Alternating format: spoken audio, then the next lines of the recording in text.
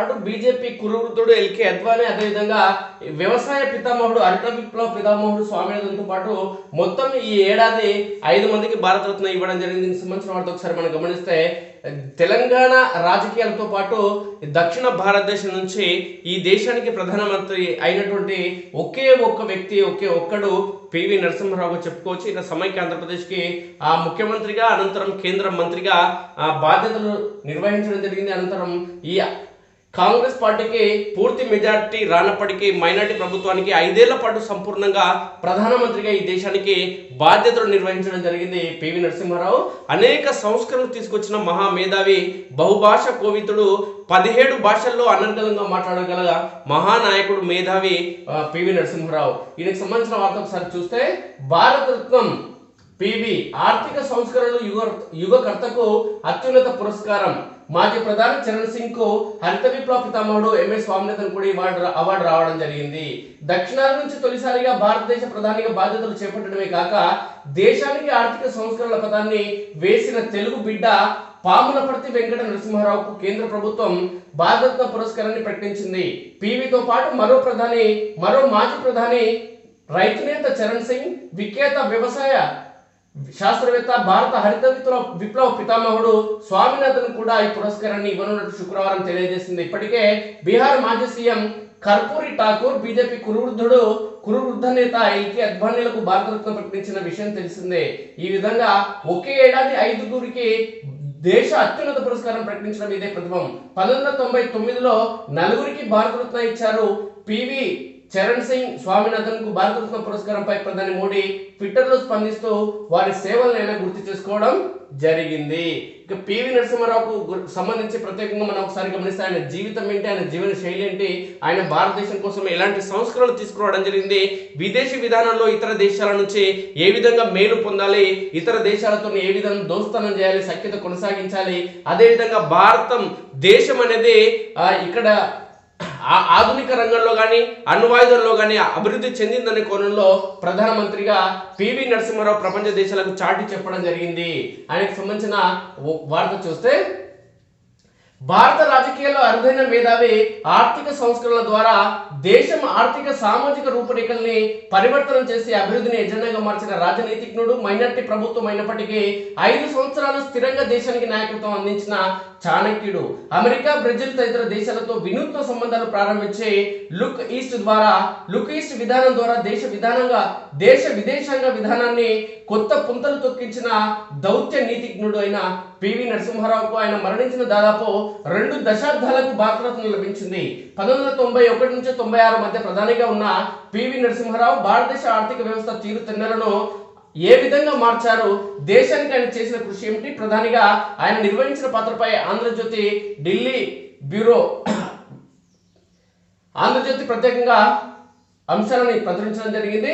సంస్కరణల సారథి పివి గత్యంతరం లేని పరిస్థితుల్లో ఆర్థిక సంస్కరణలు ప్రారంభించారు. ఆయన పగ్గాలు చేపట్టే నాటికి మన ఆర్థిక వ్యవస్థ తీవ్రంగా దెబ్బతింది. అంతర్జాతీయ ఏజెన్సీలు భారత ఆర్థిక వ్యవస్థ పతనాన్ని సూచించాయి. విదేశీ రుణాలు పుట్టడం కష్టతరమైంది. రుణ చెల్లింపులను వాయిదా వేయడం కూడా గగనమైంది. ద్రవ్యలోటు జీడిపిలో 8%, విదేశీ అప్పులు జీడిపిలో 41% చేరుకోవడంతో దేశం తీవ్ర ఆర్థిక సంక్షోభంలో మునిగి ఉన్నదని, దిగుమతులకు చెల్లించడానికి విదేశీ మారక ద్రవ్య నిల్వలు కేవలం 2 వారాలకు మాత్రమే సరిపోతాయని ఆయన గమనించారు. ఇలాంటి దుర్భర పరిస్థితుల్లో ఆర్థిక సంస్కరణలు ప్రవేశపెట్టినప్పటికీ సాహసోపేతంగా వాటిని అమలు చేసి దేశంలో నూతన ఆర్థిక సంస్కృతికి ఒరవడి తెచ్చిన నేత నరసింహారావు. దేశంలో ప్రజల జీవన నాణ్యత పెరుగుదల పివి చలవేనంటే అతిశయోక్తి కాదు. అలాగే ఈ సంస్కరణల అమలు క్రమంలో ఆయన ఎన్నో సాహసోపేత నిర్ణయాలు తీసుకుని ఎన్నో పథకాలకు ఆదుడిగా నిలిచారు. ప్రధానమంత్రి రోజ్గార్ యోజన, ఎంపీ ల్యాండ్స్ నిధులు, పార్లమెంట్ స్థాయి సంఘాల వ్యవస్థను ప్రవేశపెట్టడం వంటివి ఇందుకు ఉదాహరణలు. ఆర్థిక సంస్కరణలు అమలు చేసే విషయంలో పివి మన్మోహన్ సింగ్ ను ఒక ఉపకరణంగా మాత్రం ఉపయోగించుకున్నారు. కాంగ్రెస్ పార్లమెంటరీ పార్టీ నేతగా ఎన్నికైన వెంటనే ఆయన అప్పటి కేబినెట్ సెక్రటరీ నరేష్ చంద్ర, ఫైనాన్స్ సెక్రటరీ ఎస్పి శుక్లా, ప్రధాన ఆర్థిక సలహాదారు దీపక్ నయ్యర్ను పిలిచి దేశ ఆర్థిక పరిస్థితిపై చర్చించారు. ఆర్థిక మంత్రిగా రాజకీయ నాయకుడిని కాక ఒక ఆర్థికవేత్తను నియమించాలని నిర్ణయించుకున్నారు. ఇందుకోసం ఆయన తనకు సన్నిహితుడైన పిసి అలెగ్జాండర్ ఇందిరాగాంధీ కాలంలో ప్రిన్సిపల్ సెక్రటరీ సలహా తీసుకున్నారు. తొలుత London school of economics director, reserve bank మాజీ గవర్నర్ ఐజీ పటేల్ ఇంద్రవదన్ గోవర్ధన్ భాయ్ పటేల్ను ఆర్థిక మంత్రిగా నియమించాలనుకున్నారు. కానీ ఆయన అందుకు అంగీకరించకపోవడంతో మన్మోహన్ సింగ్ ను ఎంపిక చేశారు. ప్రధానమంత్రి పదవి నుంచి దిగిపోయాక 2018 డిసెంబర్లో తన పుస్తకం చేంజింగ్ ఇండియా ఆవిష్కరణ సందర్భంగా మన్మోహన్ సింగ్ మాట్లాడుతూ తాను యాదృచ్ఛికంగా ఆర్థిక మంత్రిని అయ్యానన్న విషయాన్ని అంగీకరించారు. నిర్ణయం తీసుకోకపోవడము, కొన్ని సందర్భాల్లో నిర్ణయాలు తీసుకోకపోవడం కూడా ఒక నిర్ణయమే అన్నది పివి నమ్మి ఆచరించిన సిద్ధాంతం. అది నిర్ణయ రాహిత్యమేనని ఆరోపణను ఆయన ఎంతమాత్రం ఒప్పుకోరు. నాది నిర్ణయ రాహిత్యమే అయితే దేశంలో అన్ని బృహత్తర మార్పులు వచ్చేవా అని పివి తన 3.5 ఏళ్ల పాలన తర్వాత ఒక ఆంగ్ల పత్రిక ఇచ్చిన ఇంటర్వ్యూలో ప్రశ్నించారు. ఆర్థిక సంస్కరణలు అనుకున్న విధంగా అమలు అయ్యి భారతదేశం పేదరికం వంటి సమస్యలు పరిష్కారం కావాలంటే రాజకీయ సుస్థిరత ముఖ్యమని, అందుకే ఎన్ని అడ్డంకులు వచ్చినా స్పందించకుండా తన పని తాను చేసుకుపోవడం ముఖ్యమని పివి భావించారు. విదేశాలతో సంబంధాలు, విదేశాంగ వ్యవహారాల విషయంలో పివి కొత్త ఒరవడిని సృష్టించారు. ఇజ్రాయెల్ను గుర్తించడం, చైనాతో సరిహద్దు సంఘర్షణను నివారించడం వంటి అనేక అంశాలపై ఆయన ఏకాభిప్రాయ సాధన తెచ్చేందుకు ప్రయత్నించారు. అమెరికాలో 6 రోజులు పర్యటించి ఆ దేశంతో సంబంధాల్లో కొత్త అధ్యాయాన్ని ప్రారంభించారు. అణు పరీక్షలపై నిషేధాన్ని అమలు చేసే ఒప్పందంపై అమెరికాను చర్చల్లోకి దించి చివరి వరకు ఆ ఒప్పందంపై సంతకం చేయకుండా కాలక్షేపం చేసిన పివి దౌత్యనీతి అమోఘం. 1947లో ఐక్యరాజ్య సమితిలో ఇజ్రాయిల్ ఆవిర్భావానికి వ్యతిరేకంగా ఓటు వేసిన భారత్ అప్పటి నుంచి ఆ దేశంతో పూర్తిస్థాయి దౌత్య సంబంధాలు ఏర్పరచుకోలేదు. ముంబైలో ఇజ్రాయిల్కు ఒక చిన్న దౌత్య కార్యాలయం మాత్రమే ఉండేది. ఇజ్రాయిల్లో భారత్కు ఆ మాత్రం ఉనికి కూడా ఉండేది కాదు.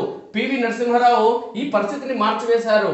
అయితే ఇజ్రాయెల్తో సంబంధాలు ఏర్పరచుకునే ముందు ఆయన పాలస్తీనా నేత యాసర్ అరాఫత్ను 1992 జనవరిలో భారతదేశానికి ఆహ్వానించారు. ఇక్కడ తనకు లభించిన ఘన స్వాగతానికి అరాఫత్ ఉబ్బి తబ్బిబ్బయ్యారు. వెళ్తూ భారతదేశం ఇజ్రాయెల్తో సంబంధాలు పెట్టుకుంటే తప్పేమిటని అరాఫత్ ప్రశ్నించడంతో అందరూ నివ్వెరపోయారు. ఫలితంగా 43 ఏళ్లుగా ఇజ్రాయెల్తో కొనసాగుతున్న ప్రతిష్టంభన కొద్ది రోజుల్లోనే తొలగిపోయింది. సింగపూర్, జపాన్ వంటి తూర్పు ఆసియా దేశాలతో సంబంధాలను కూడా పివిఏ పునరుద్ధరించారు. పివి అవలంబించిన ఈస్ట్ విధానం మంచి ఫలితాలను ఇచ్చింది. చైనాతో కూడా నరసింహారావు సంబంధాలు పెంచుకోవాలనుకున్నారు. చైనా ప్రధాని లీ పెంగ్ 1991లో భారత్ రాగా నరసింహారావు 1993లో చైనాకు వెళ్లారు. ఆయన హయాంలోనే భారత చైనా సరిహద్దులో ప్రశాంతతకు సంబంధించి ఒప్పందం కుదుర్చుకున్నారు. సామగ్రి తయారీ హై వాజ్పేయికి అణురహస్యం. పివి హయాంలో పృథ్వీ అగ్ని క్షిపణి పరీక్షలు జరిగాయి. పృథ్వీ క్షిపణితో ఇస్లామాబాద్ పై దాడి చేయగల శక్తి సమకూర్చుకుంటే అగ్ని క్షిపణితో చైనాపై కూడా దాడి చేయగల సామర్థ్యాన్ని సంపాదించుకున్నాం. 1995 డిసెంబర్లో అణు పరీక్షలకు కూడా పివి రంగం సిద్ధం చేశారు. ఆ విషయాన్ని అమెరికా పసిగట్టడంతో వాటిని తాత్కాలికంగా వాయిదా వేసి ఆ బాధ్యతను వాజ్పేయికి అప్పచెప్పారు. పివి మరణించిన తర్వాత వాజ్పేయి ఆయనకు శ్రద్ధాంజలి ఘటిస్తూ ఈ విషయాన్ని చెప్పారు.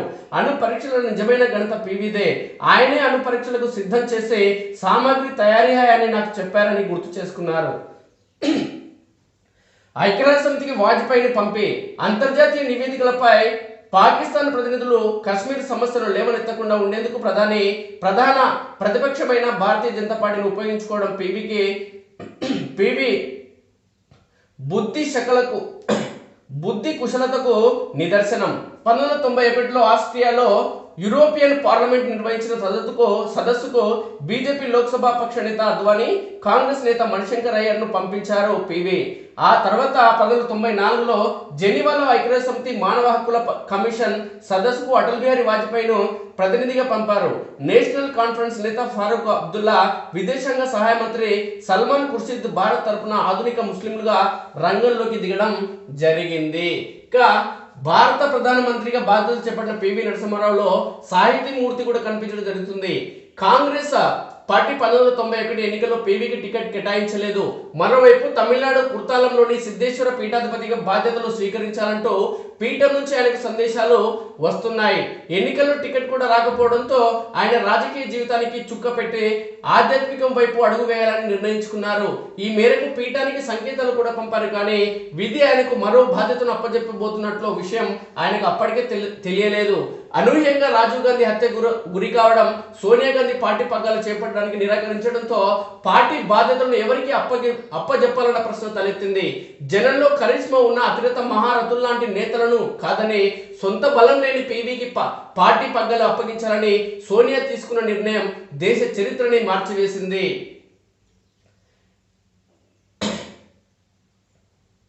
పీవీ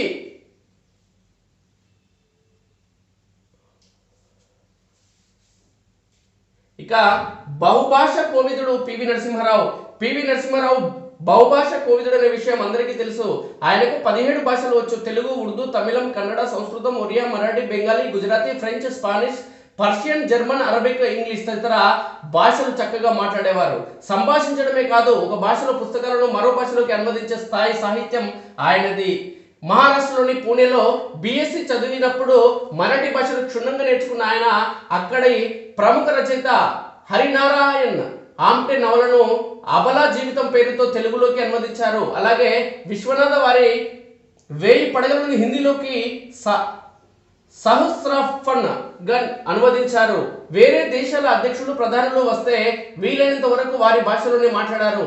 ఒకసారి స్పెయిన్ కి చెందిన దౌత్య ప్రతినిధుల బృందం మన దేశానికి వచ్చి ఇంగ్లీష్ లో మాట్లాడబోతే ఎందుకు మీ భాషలోనే మనం మాట్లాడుకుందాం అని చక్కగా సంభాషించడంతో వారంతా నివ్వెరపోయారు. అంతేనా, 1980లో ఆయన హవానా పర్యటనకు వెళ్ళినప్పుడు నాటి ప్రధాని ఇందిరాగాంధీ నుంచి ఆయనకు ఒక సందేశం వెళ్ళింది. అక్కడున్న అలీనా ఉద్యమ నాయకులతో మాట్లాడి వారి తదుపరి సమావేశాన్ని ఇరాక్ లో కూడా భారత్లో పెట్టేలా ఒప్పించాలన్న దాని సందేశం. వెంటనే పివి అక్కడున్న క్యూబన్లతో స్పానిష్ భాషలో, ఇరాన్ వారితో పర్షియన్లో, ఇక ఇరాక్ ఈస్ట్ కోస్ట్ వారితో అరబిక్ లో, ఆఫ్రికా దేశాల ప్రజలతో ఫ్రెంచ్ భాషలో, పాకిస్తాన్ ప్రజలతో ఉర్దూలో మాట్లాడి ఒప్పించడం జరిగింది పివి నరసింహారావు. అంటే పివి నరసింహారావు. ఇక సంస్కరణలకు సంబంధించిన అంశం ఒకసారి చూస్తే, పూర్తిగా నాశనం అవుతున్న పరిస్థితుల్లో వివేకవంతులు తమకున్న దాంట్లో సగం వదులుకుంటారు, తద్వారా మిగిలింది పూర్తిగా నాశనం కాకుండా కాపాడుకోగలుగుతారని ఆయన విశ్వసించడం జరుగుతుంది. అందులో భాగమే ఈయన సంస్కరణలు తీసుకురావడం జరిగింది. ఇక కంప్యూటర్ భాష కూడా తీసుకురావడం జరిగింది. మాటే మంత్రం అంటారు కానీ మౌనమే అసలు మంత్రమని, కుటిల రాజకీయాల్లో ఎలాంటి క్లిష్ట పరిస్థితులున్నా ఎదురొడ్డి నిలిచే శక్తి నివ్వగల రహస్య తంత్రమని తెలిసి మసులుకున్న మహాజ్ఞాని మౌన ముని పివి నరసింహారావు. ఆయన మాటల మనిషి కాదు, చేతల మనిషి. సముద్రమంత లోతైన మనసున్న లోపలి మనిషి. 17 భాషలు మాట్లాడగలిగే బహుభాష కోవిదుడైన పలుకును బంగారం కన్నా పొదుపుగా వాడి మాటలకున్న శక్తిని మౌనంగానే నిరూపించిన అపర బృహస్పతి. సంక్షోభంలో చిక్కుకుని అదుపు తప్పిన ద్రవ్యోల్బణ సుడిగుండంలో పడి కొట్టుకుపోతున్న దేశ ఆర్థిక వ్యవస్థను చక్కదిద్దిన అపర కౌటిల్యుడు. ఆర్థిక సంస్కరణలకు ఆదుడై ఉజ్వల భవిష్యత్తుకు మార్గనిర్దేశం చేసిన ఆధునిక భారత నిర్మాత.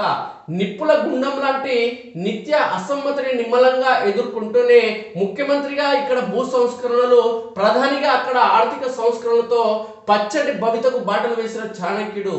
ఇన్ని మాటలేల భారత మాత సిగను ధరించిన నిజమైన రత్నం పివి. ప్రభుత్వం ఇప్పుడు ఇచ్చిన భారతరత్న పురస్కారం లాంఛనమే.